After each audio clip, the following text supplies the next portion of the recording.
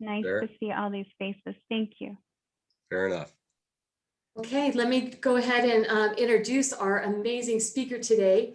So Kathryn is an award-winning conscious business leader.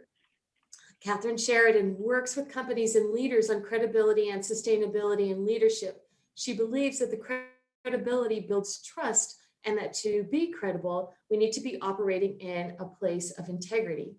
Too many people and companies put on a good show without acting with integrity, preferring to see who can shout the loudest rather than having authentic presence and a commitment to real change.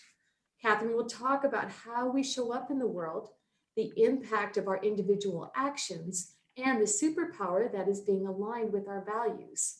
So hers is a plea for more honesty and integrity in the workplace and in the world. So please help me welcome Ms. Kathryn as our wonderful speaker today.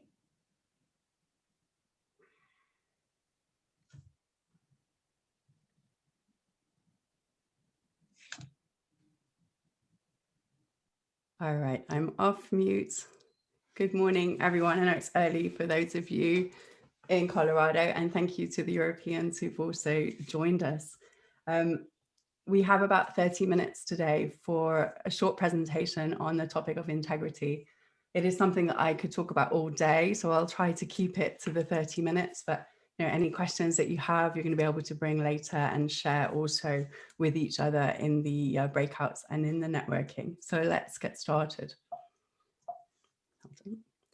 So I'm coming to the topic of integrity from two sides to my professional operations. I've been a consultant for many years, and before that, a journalist. My consultancy is called Sustainability Consult. We're based in Belgium, but we operate globally, including with our clients in Colorado. And our work is all about credibility and communicating on sustainability in a way that's honest and credible. And the reason I came to this business was because there was so much noise around, things being green or sustainable, when in fact, there was nothing behind it. And so that was my motivation for setting up this business. And it led me to develop something called the Credibility Audit, which is also where, I look at a company and we look at a company's public communications and what they're saying about themselves. And we look at the risk and we assess the risk for them of what they're putting out into the world. And at the end of the day, as you well know, our reputation is the most important thing that we have. And so credibility is so linked to that. And I'll talk more about credibility as we go through. And then I'm also trained as a coach and working as a coach. My training is as a trauma-informed coach. And I work with leaders and change makers. And trauma-informed doesn't mean that everybody comes to me, self-diagnosing as having dealt with trauma. It means that whatever comes up for someone during their work with me is absolutely welcome and may well be helpful in helping them move forward.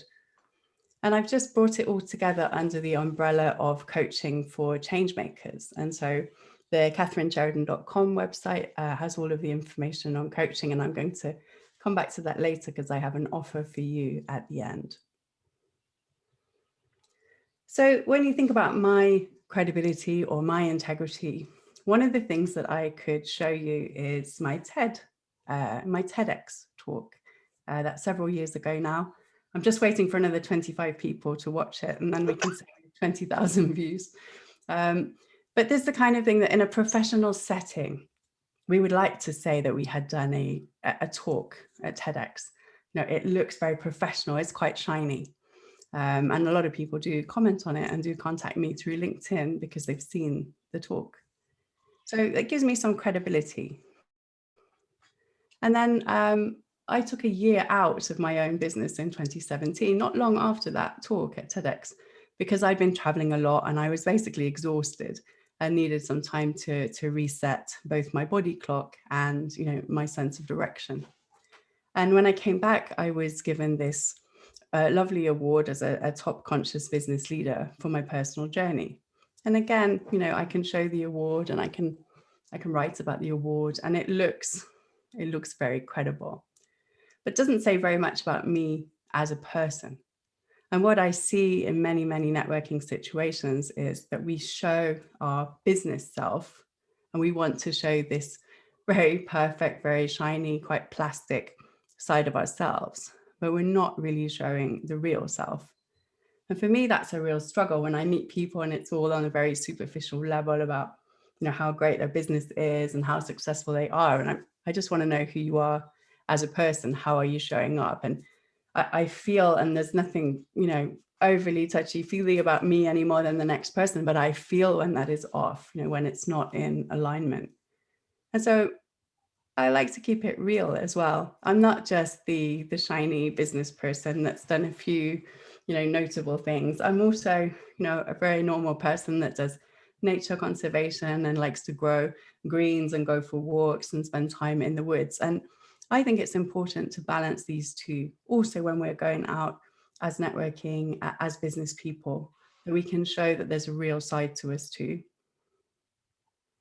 So I could talk a lot about my story. I'm not going to. It's not that interesting. But it really breaks down into being a coach, an advocate, and a change maker. And no matter how I work with clients, whether it's as a consultant through Sustainability Consult or as a coach through Coaching for Change Makers, I'm always advocating for my clients and supporting the client. And you can't do that unless you have a real, authentic connection. And myself, I need to show up for that. And one thing I found as a consultant was, I've always been fascinated by people's stories, but there's a line as a consultant and then you're not supposed to cross it. There have been times when I did actually overstep my permission as a consultant. So I think it was inevitable that at some point I would end up training as a coach and finding a way to go deeper with people. Because I see that when we're trying to make change in the world, there are things that hold us back. And there are moments in our lives when we get stuck. We can use a bit of help to get us past some of those. So being a coach gave me the permission to work with people who wanted to explore that and wanted to see what was holding them back. And the trauma-informed piece is not about digging around in people's past. I don't need to know anything that's happened to someone unless they want to share that, unless it's helpful to them for moving forward. But everything is welcome. And there's nothing that needs to be hidden about somebody's story or past or family or whatever. We're here today to talk about integrity. And the title said integrity as a superpower. And I feel like superpower gets used quite a lot. So I want to break it down a little bit more simply. And basically, it's why integrity and honesty matter. Why showing up matters. It can't be put more simply than that, I don't think. How important it is for us to show up for each other. And integrity, it's something that I imagine that you also have a sense of what it is. You can feel when you're operating from a place of integrity or when someone seems to be coming from a place of integrity. And indeed, when they are not, that's something that we can sense. But because I like to use these words a lot, like credibility and authenticity and integrity, I thought I should try to define it for you. So what did I do? I went to the internet. Now, everybody knows that the internet is not necessarily to be relied on for truthful information. So here's a quote that I got from the internet, and I'd like to see what you guys think about it. It says that a person with integrity demonstrates sound moral and ethical principles and does the right thing, no matter who's watching. Now, I can see your faces. I want to see what kind of reactions you have to give me an exaggerated reaction of what you think about that quote. Does it seems good, seems reasonable, or maybe you're not so sure? Yeah, we've got some thumbs up. So I think it's very subjective because I know that what I consider to be sound moral and ethical principles and what someone else considers to be sound, it may well be different. I can be coming from a place of integrity for myself, and someone else can be coming from their place of integrity. There can still be a clash. There can still be, an absolute, difference of opinion. And that's why I think we're seeing so many divisive issues today. So I don't trust everything I saw on the internet. And I think that, that no matter who's watching is certainly helpful, that we have our own code and we have our own values and that we live by them regardless of, is it going to be in social media? Am I going to be on a talk? And I was thinking of an example from our lives now during the lockdown, during the pandemic. And I thought, who like me has got the Zoom part of their desk and their office looking very nice. But you just hope that the camera doesn't switch its angle or doesn't pan out a little bit. You know, we want people to see a certain view on the world, and that's the plastic shiny part of it. And if I would let you see, you know, the cups on my desk and the mess on my desk, you would see also the real part of it. So I wasn't too sure about that quote that I found, and so I went a bit deeper and I tried to flip it, because I think knowing when someone is out of integrity is almost easier to spot than when they're in integrity. And the fact of people not following through, not standing behind what they've said they will do, that's something that we encounter in our daily lives, I'm sure, at times. And that to me really speaks to a lack of integrity. And you're very welcome to screenshot anything that I'm sharing. There's absolutely no problem with that. If we had more time, we would workshop this. And these are some of the questions that I might probably leave you with. We will have a question later on if there's time to go into breakouts, but I'd like to leave you with these questions for reflection. So what does it feel like for yourself to live with integrity? You know, how do you recognize it when you're in integrity? When you're not, or when you think of someone with integrity, you know, what kind of qualities do they have? Do they embody? And do I recognize when I'm not coming from a place of integrity? How does that feel? How do I recognize it?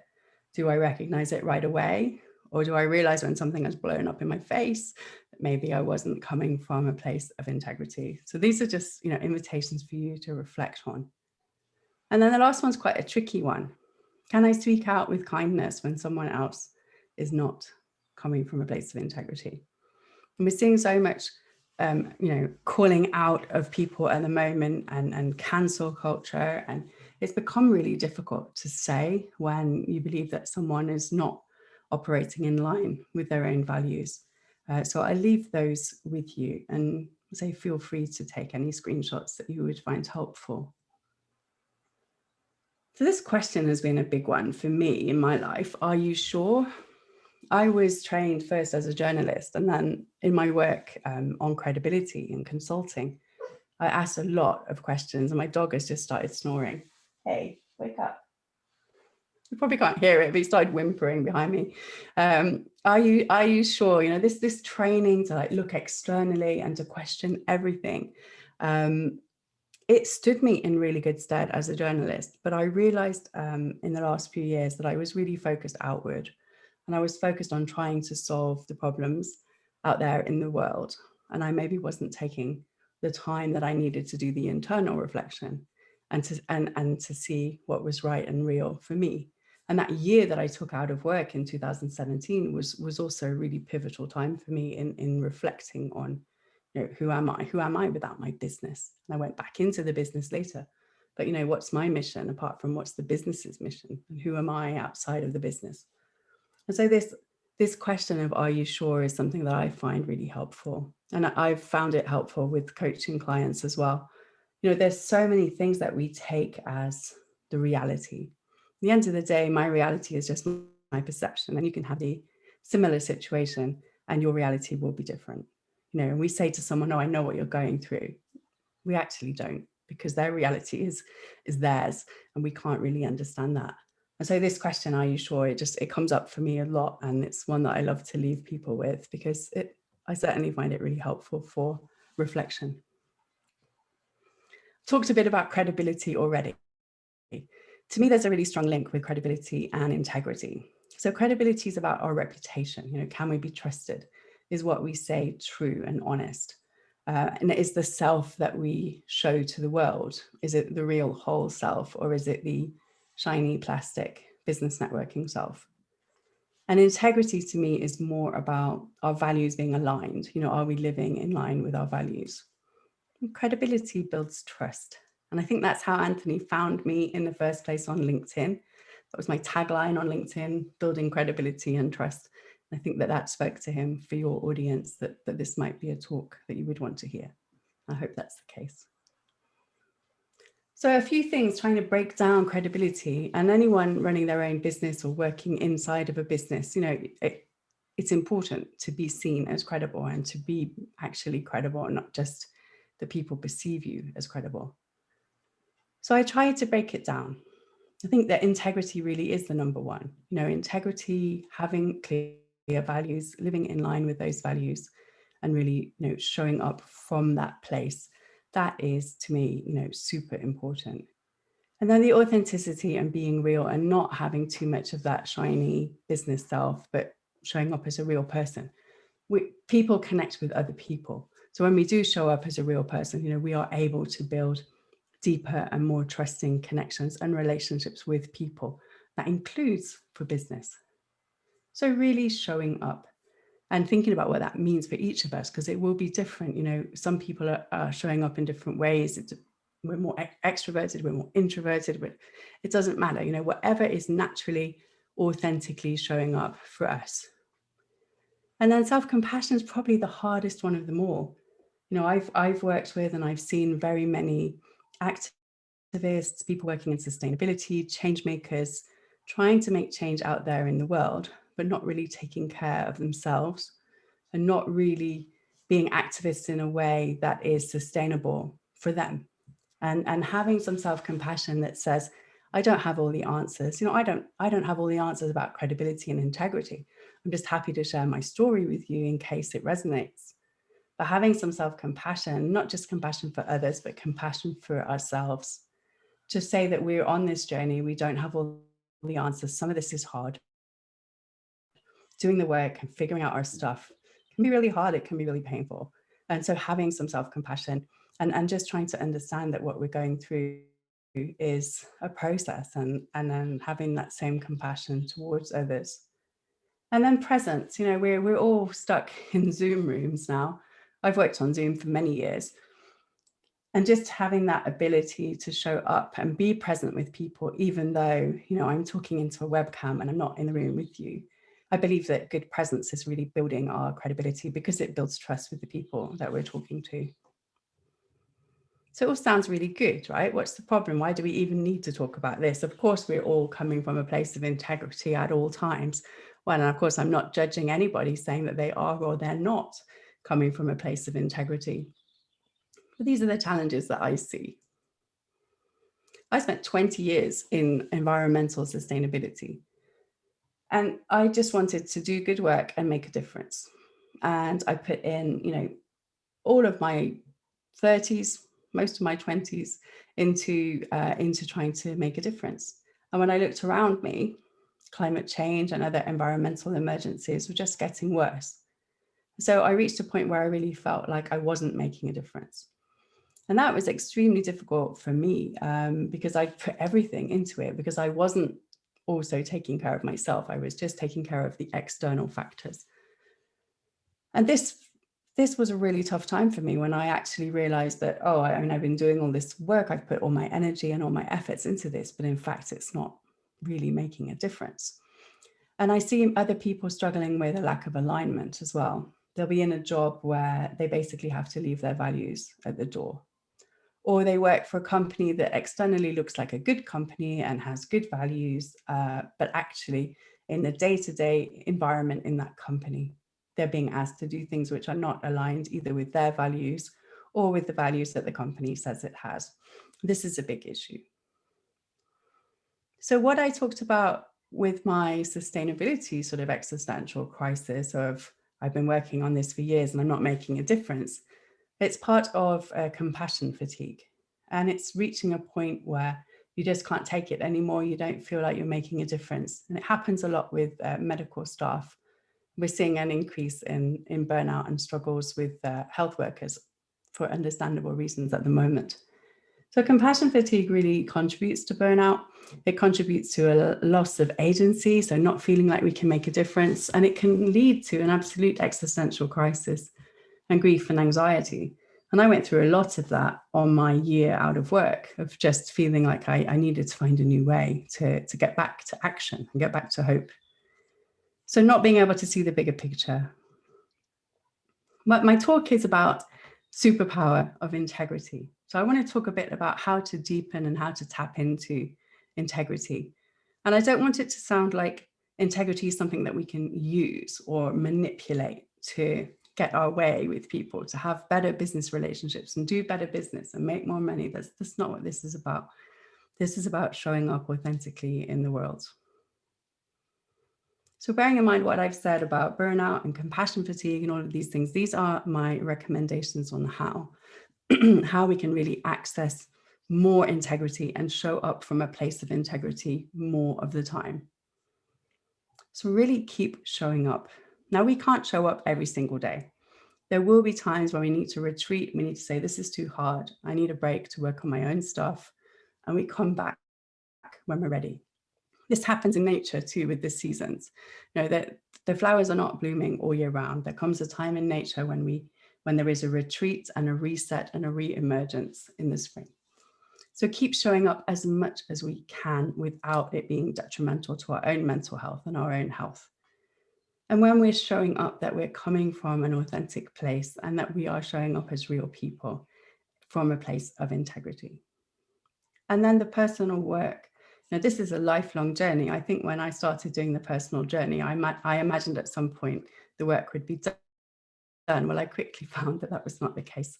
This is life's work, but really working with a therapist, with a coach, with a faith community, with whoever gives you the support that you need, but working through what no longer serves us and letting go as best as we can of some of those things.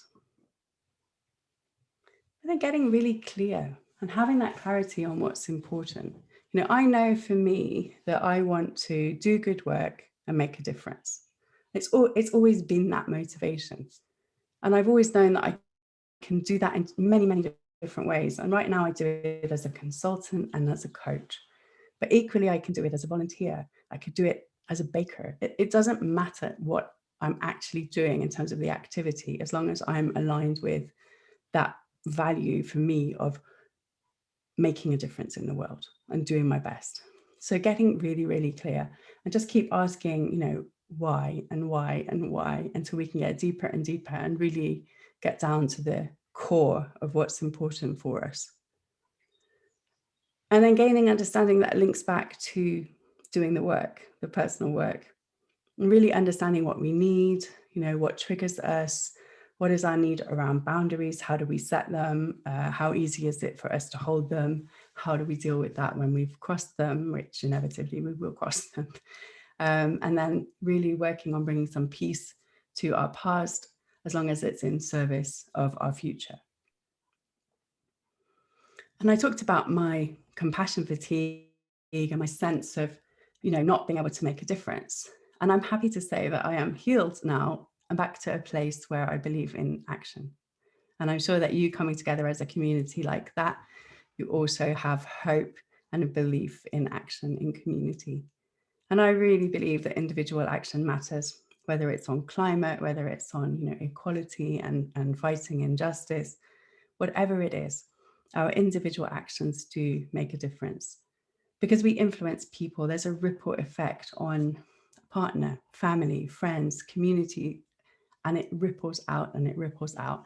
So yes, of course, we need a policy framework and we need regulation and we need, you know, we need to operate in a framework, but individually we can make a difference. And I really, truly believe that. The issues are huge and we don't have very much time to solve them. But if we get too much caught up in how terrible things are, we lose our agency and we're unable to then keep showing up and keep working to make a difference. So showing up from that place of integrity, recognizing when we feel like we're in integrity and when we're not, you know, all of those things that we've talked about already. And then finding your field of action. There are many issues that I am worried about, upset about, but I know that I can't solve them all. And so I've tried to narrow it down, and I say the same to other people. Just try to find the one or two things that you can do that will really make a difference to you, where it feels effortless to do it and where you know that you're making a difference. We can't solve every issue individually. Other issues will be other people's issues to solve. This was the best picture I could manage of snow. This is Belgian snow. It's not the same as your snow, but this was a field next to my house. And I wanted to just say a few words about nature connection. I'm also a forest bathing guide. And if you're not familiar with forest bathing, it's a guided walk where you do sort of mindfulness-based exercises in nature. And it helps us to open our senses. Connecting with nature helps us to connect to ourselves, and then we can get clear. We can be more aware of when we are coming from a place of integrity and when we're not, for example.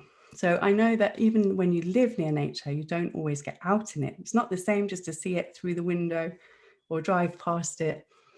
We need to spend time in nature. You know, we come from nature. We are very connected to nature. And so whatever we can do, you know, taking our question on a walk, taking a worry on a walk, or just going outside and really appreciating the changes in the seasons and watching the birds and the animals, it really does make a difference. And it is scientifically proven that time in nature is very healthy for us, and it reduces stress, and it has a positive impact on many different health conditions.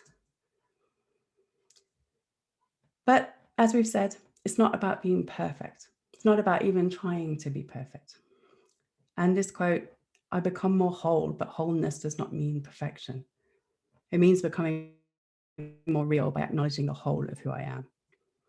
And so this is me keeping it real, not too shiny, not too much about, you know, the top level achievements, but about the whole person and the whole story. And through that, I really hope that I can connect with you as whole people with a whole story. So I'd like to invite you to check out Coaching for Changemakers. It's my latest venture that brings together, you know, the coaching work around credibility and authenticity and supporting people who are trying to make change in themselves and in the world.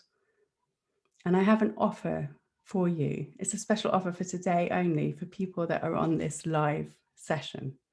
If you go to my website and sign up for the news, and if you email me through the site, I'll be very happy to give you a free 30-minute early morning like this Coaching for Changemakers coaching session. So it's KathrynSheridan.com, just my name.com, and then you can sign up for news and you can email me. So if anybody would be interested in taking advantage of that, please do it today, and I'll be really happy to set something up for you. And I want to just leave us with an inspiration that I have from the spirituals, and it's a spiritual song. I'm not going to sing. No, I'm confident, but I'm not quite that confident yet. Maybe you have some good singers in your group, but it might be a song that you know. Well, let the work that I've done speak for me. When I come to the end of the road and lay down my heavy load, let the work that I've done speak for me. And that's something that I listen to quite often, and it really touches me. And I think that, you know, the work that we do in the world is meaningful, and it can be meaningful. And the legacy that we leave behind, you know, can be through our work, and that work can be a kind of spiritual practice. So feel free to connect with me on LinkedIn and the socials and everything. I'd be really happy to stay in touch with the community. And I do hope that when I'm back in Colorado at some point in the not too distant future, I will be able to come and see you. So let me stop sharing my screen, and thank you for your attention. I think we do have time either for some questions or to put you guys into a breakout rooms. Is there an urgent burning question anybody would like to ask? Please just raise your hand in the window so that I can see you. No.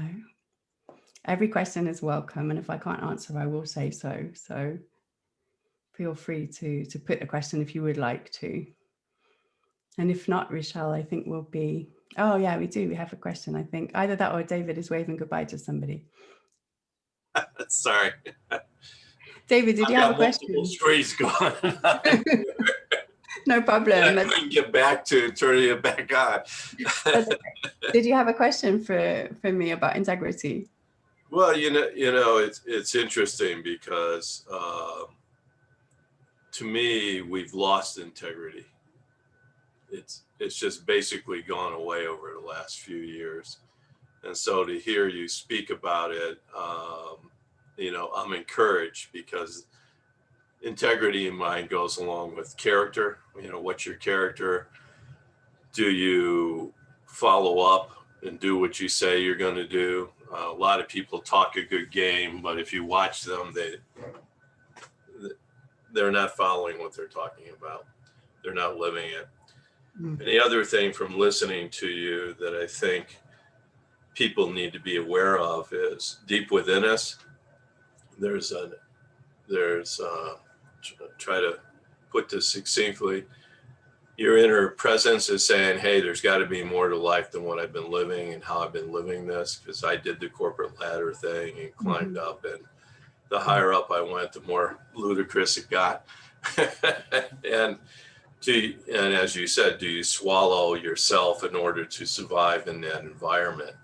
And now what I've noticed is people are saying, hey, there's got to be a better way and all this stuff, and I'm making money or whatever. It just isn't worth it anymore, because I basically sold my soul to the corporation. It shouldn't be an either or. And this is the thing, right? The situation that we have right now is you go to work in business and you can be expected to leave your values at the door. And as you said, David, gets swallowed up. And that's option one. And option two is you can go be a ski bum or a volunteer or found a nonprofit or whatever. And people don't see that there's a whole scale between those two. Like you've had to do, by the sounds of it, you've had to do option one, the corporate, to then go and do option two, the nonprofit. And what we're seeing more and more of is, through social enterprises, through, more sustainable companies and more focus on sustainable brands, more companies starting to at least, come out offering these opportunities for people to have a more meaningful career. It's one of the things that I try to help young people with as well, and people that are looking for a change in direction, is to find that thing with meaning. And it doesn't have to be a green job. Very often people come to me because of my environmental background. They come and they say, I want a green job. And actually, when you dig into it, they want something with meaning. They just don't want to feel like they're a cog in the wheel and they're not valued, or having a boss that never says thank you. If anyone here is a boss, please say thank you to your people. You will not believe how much I hear from people. Oh, my boss is an ass. He never says thank you. Or she says thank you. So that is real too. I think you're right, but let's say that it's coming back. Let's say that if we are ourselves setting that example, and as I said, I believe in individual action. So if we are setting the example of coming from a place of integrity, then others will follow. They'll see that's the way to do it. I see Peter with his hand up. Are you done, David, or did you want to add any more comment before I go to the next? No, I think you're doing an excellent job. I agree with a lot of things that you say. And, thank you. Thank you, and best of luck with your nonprofit. It sounds fascinating. Yeah, I realized I didn't have my elevator pitch ready. We just changed everything. Just changed the format. Yeah. No worries. No, I can't use the old one. I got the essentials. I totally picked up on what you were saying because you were real and you showed up. Thanks. Thank you. Peter Wolf and Rochelle Hanaft. Thank you, Kathryn. Hi. What a wonderful talk and perfect timing for me, because I stumbled upon the BHS meeting this morning kind of by accident, which there are none. Right. And I had been toiling with a hard decision that I have made regarding a relationship with a company. And you helped me make that decision. So I'm very grateful to you for that. Didn't even need the 30-minute coaching session. You're still very welcome to claim it. And with that said, I invite you to go ahead and put that information, your email address and so on, in the chat for everyone. I will. I'm certainly going to take you up on it. Thank you. Thank you so much. And congratulations on making that decision. I'm happy that it became clear to you. And as a coach, I believe that you have the answers. So as a coach, it's never about me. I'm only there to guide and to ask the questions and to help people come to their own answers, because, we have that deep knowing and that wisdom inside of ourselves. So I'm happy if I could create the space for you to come up with your answer. Thank you. Rochelle, you had your hand up. I did. Kathryn, can you share your favorite turnaround story? No names or anything like that, but I think that would be fun if you could share. That's always so tricky. Let me just give a little snippet, because I obviously don't want to give anybody's, full details. And as a coach, confidentiality is everything. But let me share with you a little bit of a conversation that I had with somebody a wonderful young woman who was estranged from her family. And, she said that was how it had to be. and that they didn't want to see her. And this is something, you know, we've all got families. Most of us have got families. I shouldn't assume everyone has a family, but, you know, family issues are things that many of us can relate to. And she was there with this, this sense that they didn't want her, she wasn't welcome, and the best thing that she could do was stay far away from them. And you know what? I asked her the "Are you sure?" question. That's all it is. Super, super powerful question.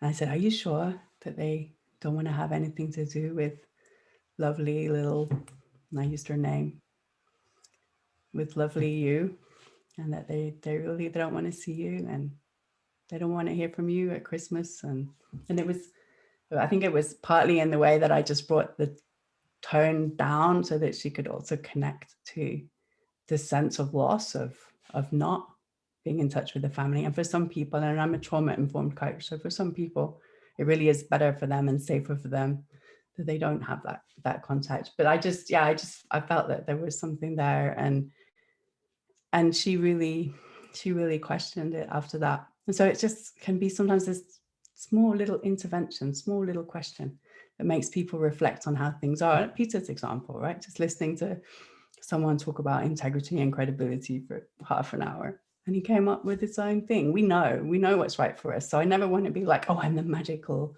coach. I'm like the coach whisperer. This nonsense. You know, we've all got, we know if you ever can still yourself for long enough, and going into nature is great for that. And any kind of faith practice, I think, is good for that too. But like, we can just quieten down the noise, the monkey mind for long enough. We know, but just sometimes working with a coach is good because they can see things that you might not want to see or be ready to see, or they might make links that you don't necessarily make. I love it's that. always an interesting process. It's nice to be able to break it down that when things that are bothering us, that there is somebody else that can say, I will hold safe space for you, and ask the questions so that you can get to that answer. So I think that was a lovely analogy. Thank you. Thank you. Thank you for asking. Do we still want to invite people into breakout rooms? How are we doing for time? Because otherwise we can put the question, and then anybody wants to contribute could just chip in. Yeah, or are there any more questions? Yeah, let's see. Are there any more questions? Anybody like to or a comment? It doesn't have to be a question. Yeah, Melissa. Hi, yoga. Good morning. Thanks very much for your conversation. I have been using "Is it true?" when I have the negative self-talk, but I think that I can easily switch and more comfortably switch to "Are you sure?" and just sitting with that knowingness of my inner self. And the truth is that it's really never true, or it's really never sure. So I appreciate that little bit of semantics shift, and that's a softer, I think your presentation comes across as very soft and grounding and inviting. And so I think that's a good takeaway for me. And that's kind of how I naturally am anyway, but it's just, you bring a different level to it. And I appreciate your thoughtfulness. So thank you. Thank you. That's very kind. I think whether your question is, are you sure, or is it true? It's what resonates for you. It's not that one is wrong and one is right, or one is deeper. And it's a personal practice, all of this. It's simply what works best for you.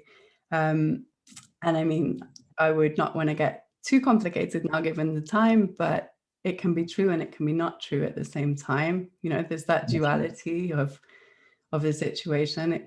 And when we think, do I do this or do I do that? I think when someone says, like, is it a yes or a no question, you haven't thought about the question enough, because there's going to be many, many more options. You know, it's very rarely a yes, no answers. So yeah, all of that, just you use the word, Melissa, invitation, and all of this is an invitation to dig a little bit deeper, and to, if necessary, to stay with things and sit with things and not make a decision until we've had time to see that it's not usually a yes or no type of question.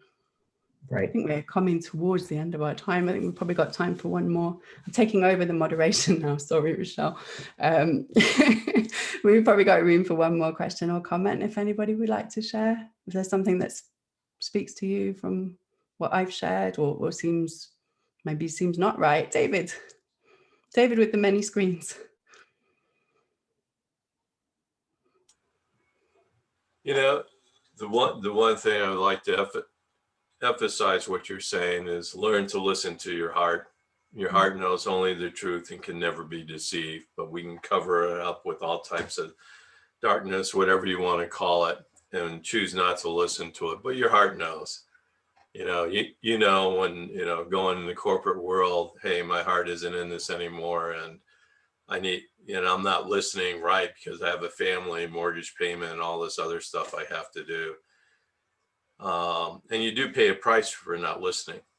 Yes, you And do. so- And I mean, there are realities that not everybody can just go jump ship from 1 minute to the next, but there are also things we can do to change our conditions and what we're spending our spare time doing. You know, even if we need to stick with that job for now, what else can we do? What can we change in the rest of our lives? Right. And I think you're right, you know, the heart knows, and we do cover it up, and we're experts, and our society is constructed around giving us a million things to numb with, to cover up with, to distract with. This is a distraction society.